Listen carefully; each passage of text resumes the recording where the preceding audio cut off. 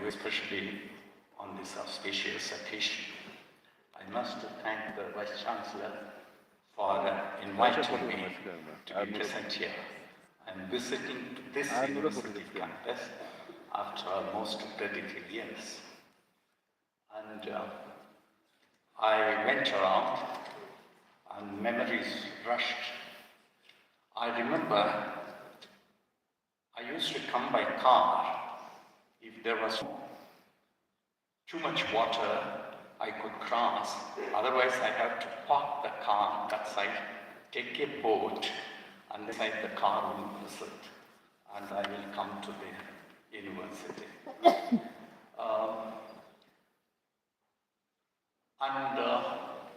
As soon as we entered Doimukh, it was not this Doimukh.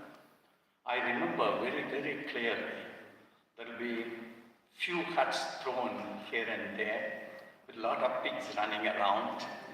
And no, it's good. It's and healthy pigs and running around. And I will just walk into the university. Drive into the university.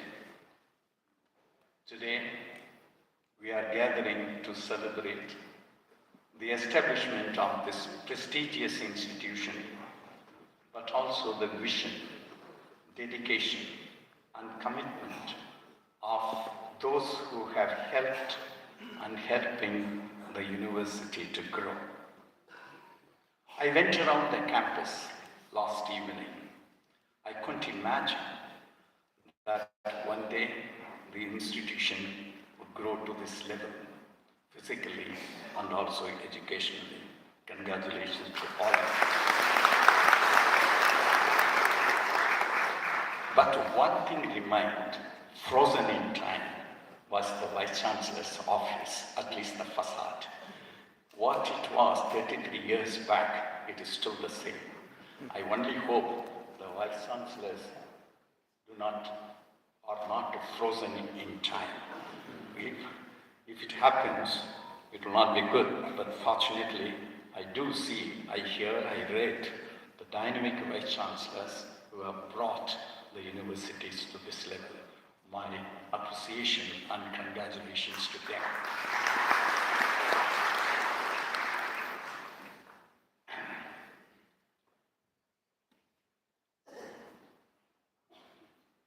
The journey of the university,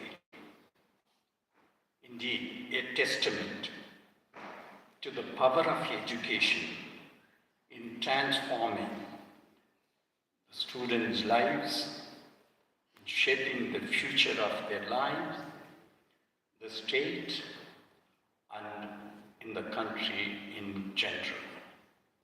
I do see everywhere there is so much improvement and so much usefulness of the university. I remember very clearly when I addressed a few faculty members and administrative staff, the first question I asked was, I don't know whether Mr. Korean remembers, the first question I asked was how relevant you are to the state and to the people.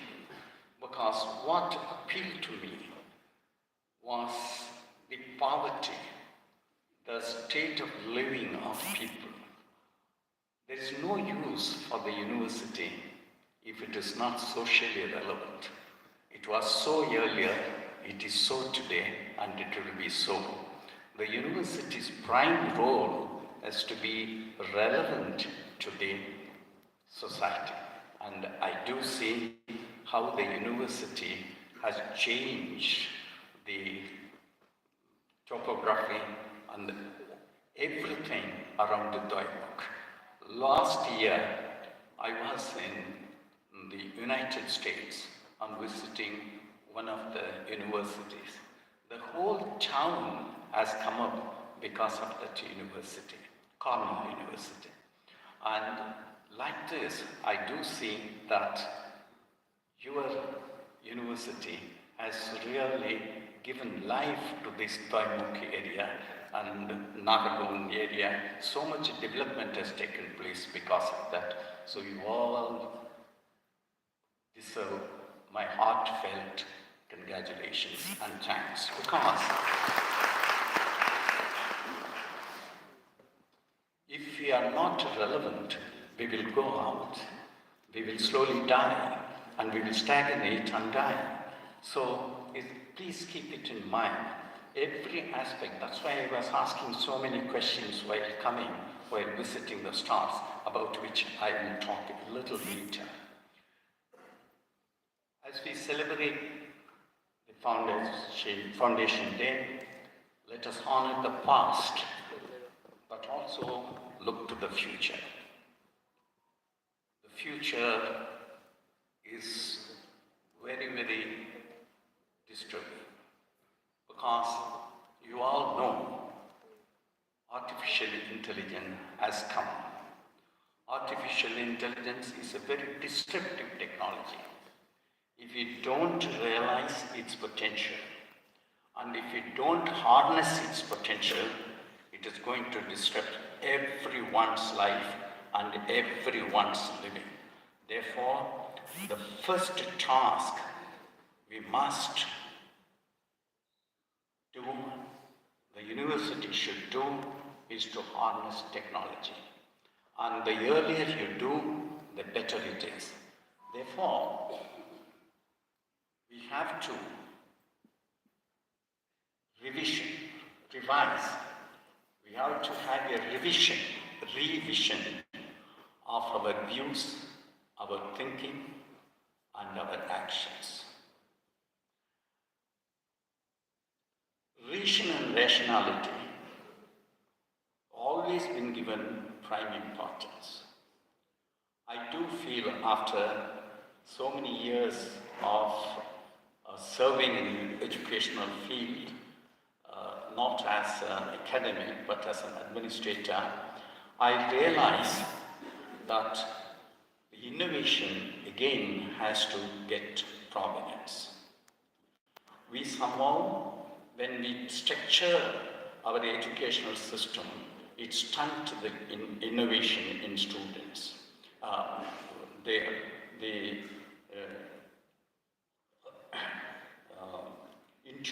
Intuitive power of the students. You have to somehow give importance how to do it, how to do that. The students, the moment to start questioning, so you have to ensure the students keep questioning. You know how the moment you question, the constant questioning by students of the subjects, of what they are dealing with, they will get intuitive power. I would like to tell you the story of Archimedes. You all know the Archimedes, but what is the story behind Archimedes' invention? See, the king wanted to have a wonderful golden crown. So he gave a lot of gold to a goldsmith. But the minister told him, listen, if you give so much gold, how do you know that he is going to make use of all the gold? How will you know? You won't be able to know whether he is retaining some gold or he is using all the gold. How do you know? The king couldn't answer. So he asked others around how to do that. Then somebody told him, look, the very wise man, Archimedes, is there. Let us call him. We will ask him. The question was put to Archimedes. Archimedes could not answer immediately. And you know what happened. Then all the time he was thinking, he was questioning. I'm giving importance to that questioning habit. He was constantly questioning. Then what happened? You all know. When he went to take his bath, when he was in the bathtub, the water spilled out. Then he realized, oh, the displacement takes place. And then he measured the quantity of water displaced. Then he got an answer. And that answer came not because of research, because of intuition. So, and you see, today I read in the paper, look at this, the power of intuition was so much in our spiritual field in our nation that look at, today they are talking about all the planets forming on the Kumbh Day, or 29, it all formed on on a single line. This they have predicted so many years back, so many centuries, so many millions of years back. How could they do it? This is because intuition. That is why in this earlier educational system in Gurukul, the questioning was emphasized upon. The gurus always told the students, don't accept what I say. Question me. Why? It is not for disobedience or trying to be a rebel, to create rebels. The questioning power gives you intuition. So if you have to be really serious, if you have to be relevant, I'm telling you, tomorrow you will not be there. Just now a question was asked whether some departments do not have probably enough students, something. And that because your relevance will be questioned, especially in today's technological world. Why should you have a larger class? Why do you have long hours of education, tutorial sections or classes? Because you have to find an alternative. You have to be intuitively find out what is the way to engage the students. Why should a student come? Today you can get everything from the internet. You can use ChatGPT. You can probably create your lecture and give you a lecture. So why should he come to the class? And what type of education you should give it to him? It has to be personalized. How would you do personalized? That is where the use of technology comes. And these large classes, large hour of teaching, all will disappear very soon. So if you are not prepared to face that situation, your university will become irrelevant. Therefore, I am emphasizing on this point again and again. So what? So far, we have been giving importance to research. Research is absolutely essential. In fact, in our country, the universities became irrelevant when that research has been taken and given to scientific organizations like the DRDC and the CSSR and all those organizations. When the universities lost research potential, then students only, they memorized, and then the questioning and the examination system all outdated. This is not the way hereafter you can assess the potential of a student. You have to have a different way. So start thinking from now onwards, what is the way to assess the potential of a student?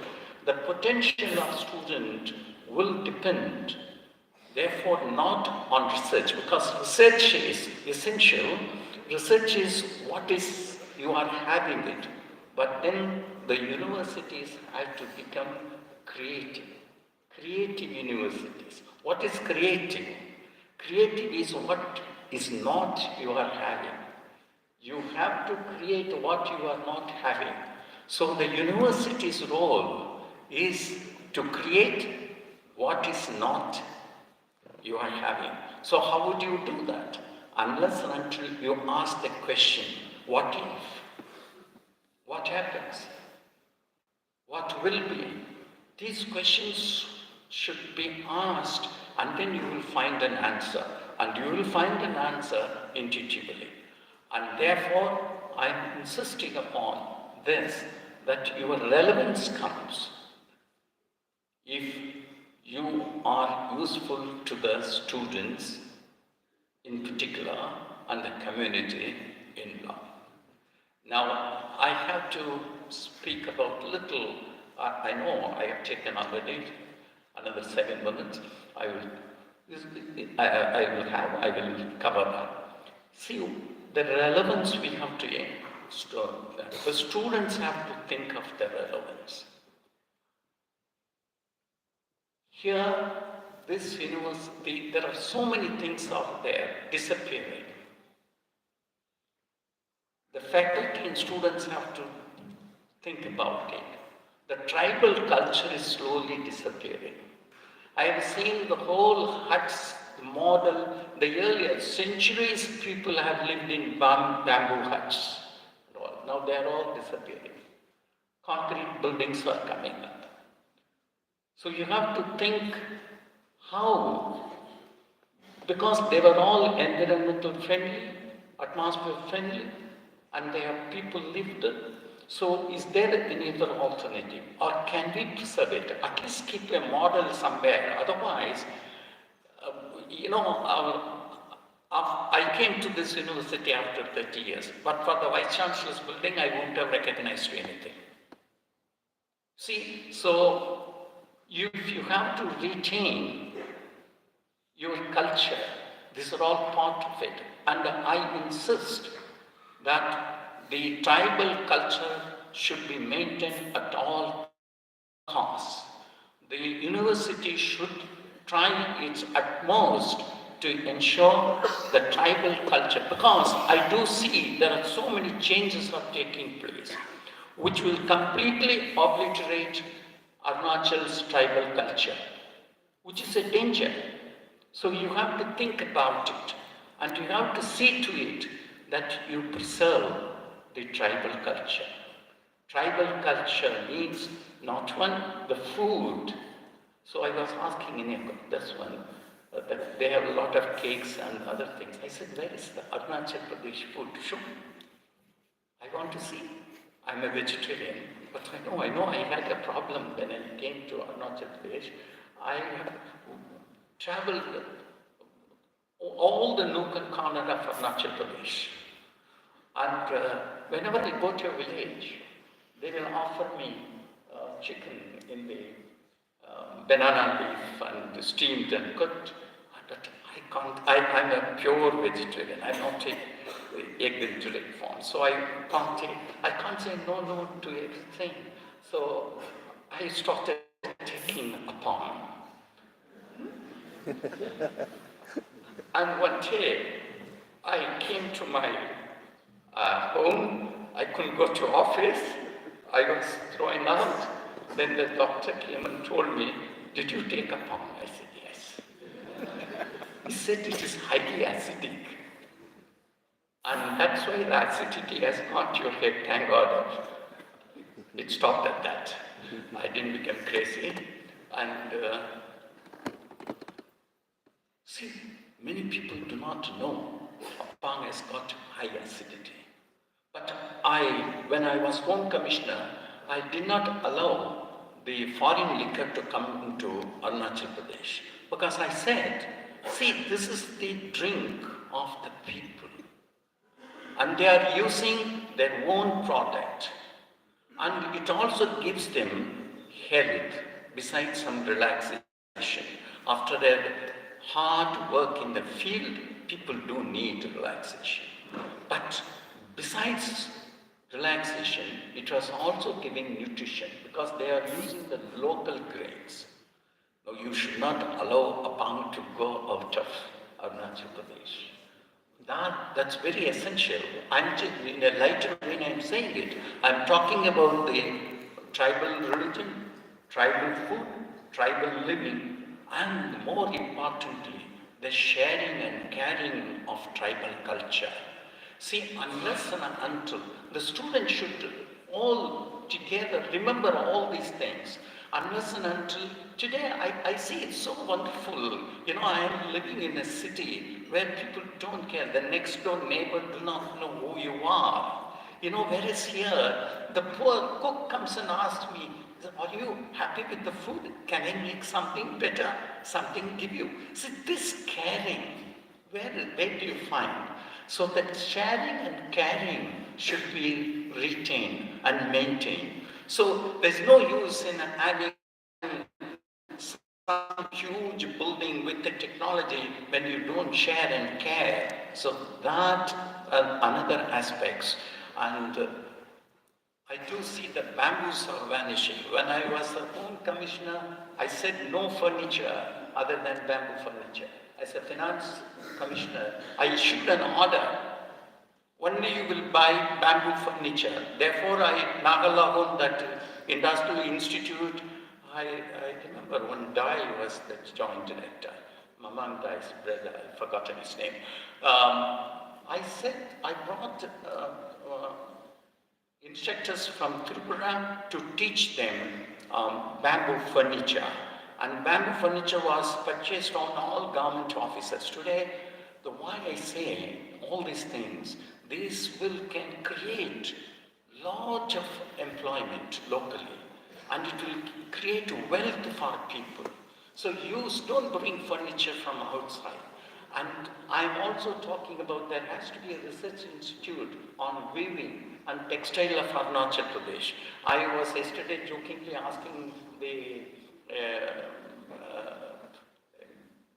controller that why he was having a foreign Olympic coat. Why not he have Arunachal Pradesh lovely designs I saw outside. I ordered one.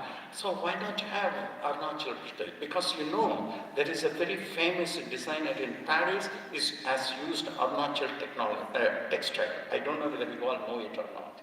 So before somebody steals all your textile, ensure that there is a research center which preserves the ancient, because each area has got a different design and weaving, so that should be maintained.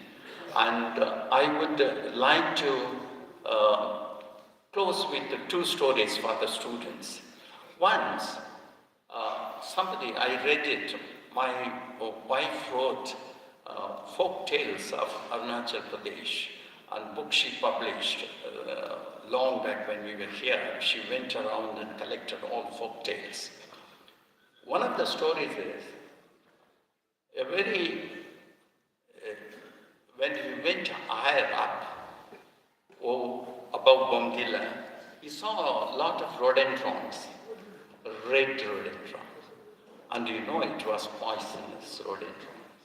So the man said, "Look, you look so beautiful, but you are not useful." The rhododendron replied, "It is not so. I am poison to you, but look at how many honeybees are hovering around me and sucking the honey. And that honey is used for your beloved's cough." So everything is useful. And the students should be useful like you. You may be poison to someone, but you can be very, very useful to Arunachal Pradesh. Remember that. And second thing, I want to close my talk with this story addressing the students. There was a very a spiritual guru known to me. He went to US. What happens normally when the spiritual gurus go after they finish their talk, somebody goes around for donation. He said that should not be, no one should ask a donation. He addressed the students, the local students, the local community he was addressing there in the US. He told them, "Listen, you have all come to this level. You have all dressed up. Have you thought of your villages? Have you thought of your towns? Try to educate everyone to your level." Many students have come here to this university. Please look back.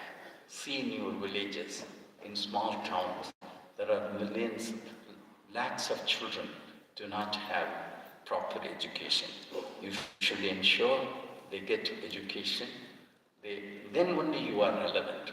Then only you are useful. When I was the Education Secretary in Delhi, I was doing Sarva Shiksha Abhiyan.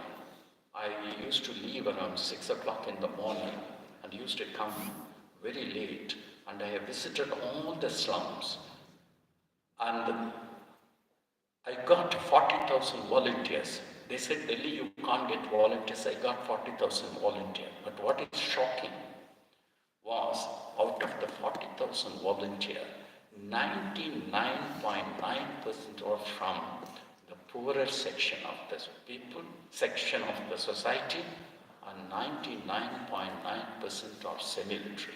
I addressed 32 colleges in Delhi, our principals. Not a single college student volunteered. Out of the 40,000, and you will be shocked to know, there were 2 beggars on wheelchairs who were educated but could not get any job. They were running classes in the night hours. Not a college student. So what's the relevance of education? So remember that. You are fortunate to have come to this university. You are getting excellent education. You have all facilities. That should be extended by you to your village, to your society. With that, I take this opportunity for your indulgence, to thank you for your indulgence, and thank you for giving me an opportunity to come to this wonderful university, and thank each and every one of you for your patience. Thank you.